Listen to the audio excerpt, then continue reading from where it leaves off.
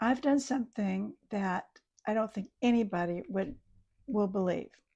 And maybe you won't, but maybe by the end of this video, you might believe me. I'm not a medical doctor and I don't profess to be an expert on anything except my own life experience. And I've had some success with things. What are some of the successes? Well, I've had success with skincare, with almost being 70 years old, that I've been able to maintain my face and my neck and chest in really good condition. And I believe there's things I've done very early on in my life that has been a helpful. Not ever tanning my face. I believe that's huge, that I never let the sun kiss my face. I've always used sunscreen, hats, protectant, makeup, whatever I could do to keep that going that way. Now, I'm not big on skincare products. There's some skincare products that, yeah, I think are good, but I think in general, a lot of women are destroying very early on, destroying their skin barriers. And I think because I wasn't doing any of that in my youth, my teens, my 20s, my 30s, 40s, 50s, now 60s, I think that I've been able to maintain my skin barrier really good that helps protect it. I believe some pillars that I believe have worked in regard to my skincare. And that would be that I like gua sha. I've been doing that for 12 years. I like cupping. I've been doing that for 10 years. I like microneedling. I've been doing that the last couple of years. Red light therapy and also collagen. I take collagen. I've been doing that for about 2 years consistently. And I use castor oil. I do. I use castor oil on my skin. That's my moisturizing. That's what I use. And then put some rosehip oil in it. And I think that it has worked wonders on my face. Now, what I want to talk about that I've had some success in, and maybe if you follow me and you follow my channel, you're looking at my bio hair. And this is my bio hair. And you're thinking, that doesn't look like Mel's bio hair because you've seen me lose half of it where all you could see was skin on the top. Now you can still see that it's really pink, but this is really manageable with being able to use hair powder. It's very manageable to do that now. But back in the back has really thickened. The thickness of my hair is twice what it used to be. And if I get really close, you can just see all of these little fine hairs that on the top of my head and at the scalp. And if I don't know if you can tell, but here in the peaks right here that go back, a lot of that has filled in compared to what it used to be. So it whatever this is, and I'm getting ready to share it, it works. Now, I have been studying fascia and researching it for my face, and I believe that's why gua sha and cupping and all that has really worked because I believe that is what has really, that movement, fascia is something that surrounds everything in your body, your muscles, your organs, it just your veins, your blood vessels, everything is surrounded by what's called fascia. And I believe that. And I believe that's why massage and movement, anything you can do on your skin, is on your face and your body, is going to move that around and make it better. So, and the reason why is, okay, so back in February, I was in Dallas and I was laying in bed because it wasn't my time zone. I was laying in bed and I decided I was just thinking about fascia, man, I really believe that is what has helped my face and my skin, strength of it, elasticity, and preventing wrinkles. Okay, so my mind starts thinking about, and I was just playing with I had my hands up on my head, and I thought, do we have scalp fascia? Is there such? I mean, it surrounds everything else, and it works so well for your face. Do we have scalp fascia?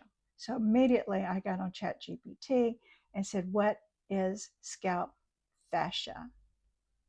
I was like, wow. So I'm going to I'm going to put it up here so that you can see the description of what scalp fascia is and the layers of the scalp. Okay.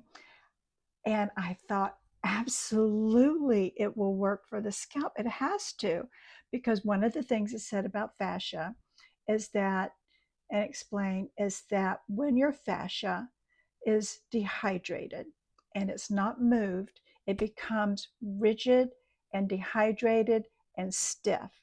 Now, because of those layers of your scalp, those layers in between are blood vessels. That's where your collagen is moving and being created. That's where blood vessels are going to bring nutrients to your hair follicles.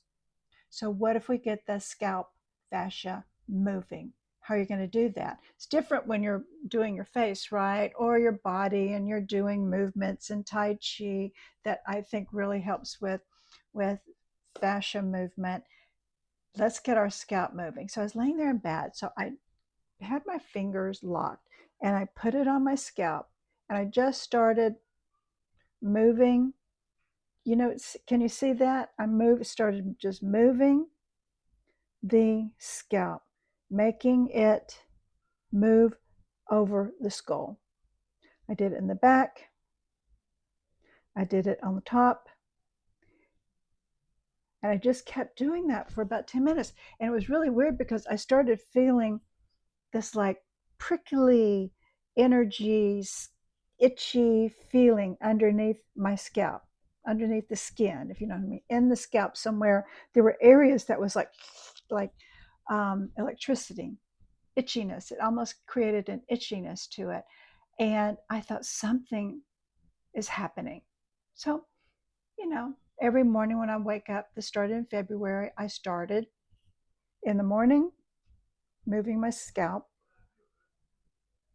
And in the evening, when I went to bed, same thing, laying on my pillow, head back, and just move my scalp.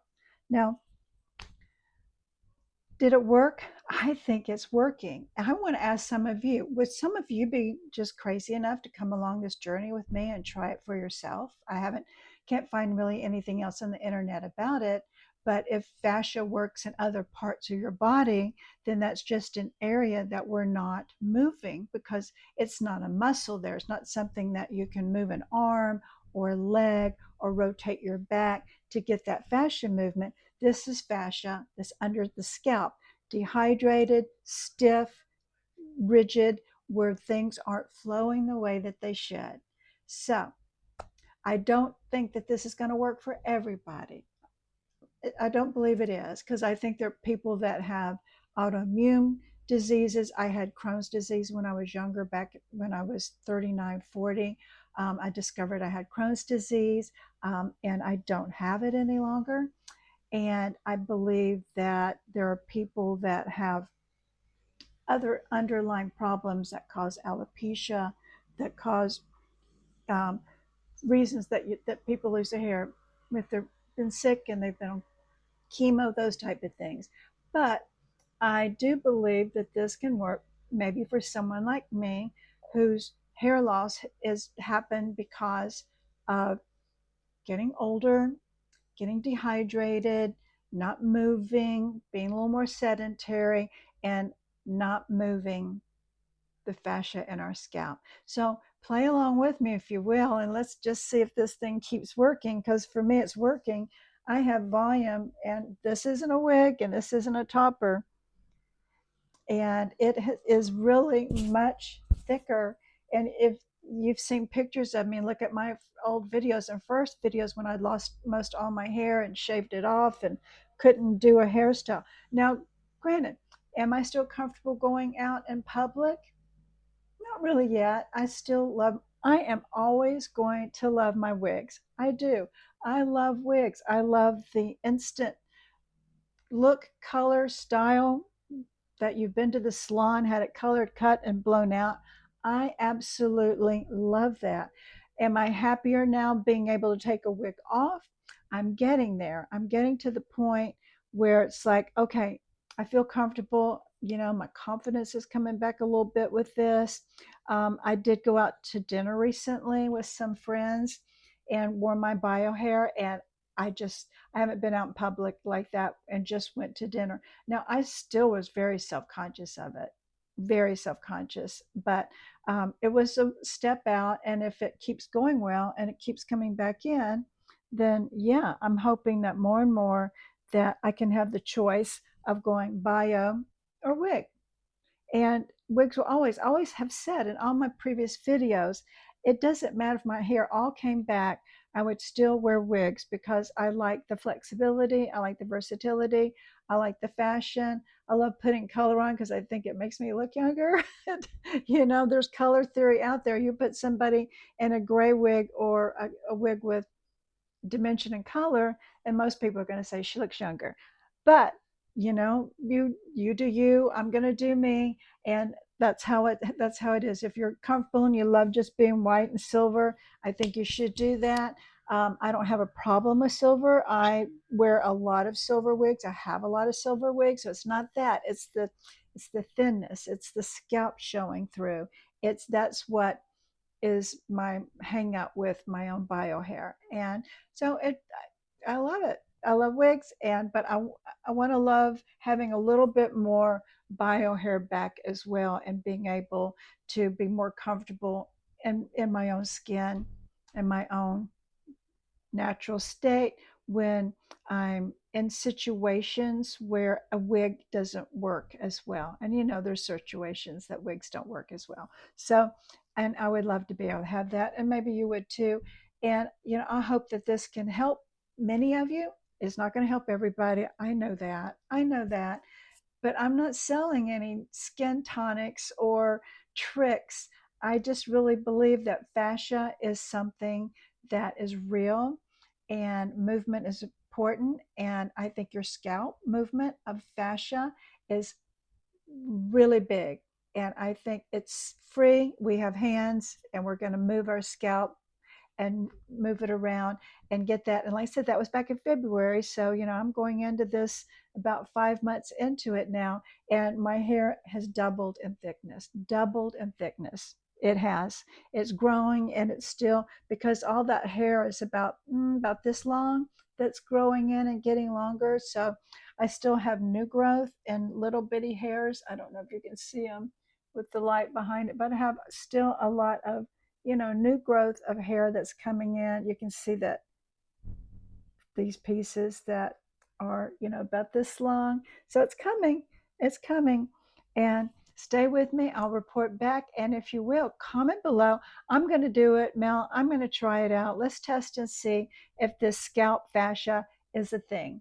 And you and I are going to do it together, and we'll be the first here. Okay. So thank you for watching today. And I will see you, my friends, in the next video. Doing my darlings. Bye.